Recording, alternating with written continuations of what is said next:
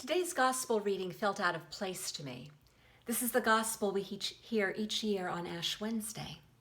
It sets up the three pious practices of almsgiving, prayer, and fasting. And there's a lovely symmetry to each one. First, the public display, blowing a trumpet, standing and praying on a street corner, looking gloomy and miserable while fasting. And then, amen, I say to you, they have received their reward. Then the Christian aspect. Don't let your left hand know what your right is doing. Go to your inner room, close the door, and pray in secret. Anoint your head and wash your face. And finally, and your Father who sees in secret will repay you. And your Father who sees in secret will repay you. And your Father who sees what is hidden will repay you. I'll be honest, it's always felt a little odd to me that on Ash Wednesday we publicly mark our faces with ashes just minutes after hearing this reading. But today the reading is in a different context.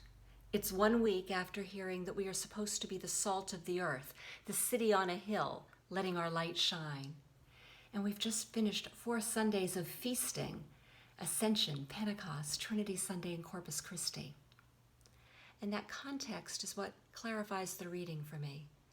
The passage isn't condemning public prayer or almsgiving or fasting. Rather, it's a call to examine motivations. Am I engaging in the practice exclusively to be observed? If so, that observation is its own reward. In other words, my outer practice needs to stem from and be consistent with my inner reality. Last week, I was frustrated. I felt like the gospel was urging me to use the gifts I've been given, the talents and skills I've developed with them, to let my light shine for others to see, and yet it still isn't safe for choirs to gather, and there are more music ministers than we can accommodate at our public liturgies. Today's gospel challenged me to examine exactly what it was I was missing, the public performance or the public prayer.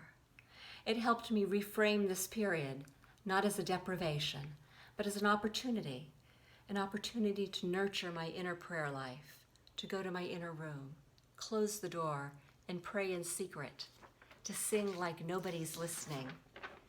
And my Father, who sees what is hidden, will repay me.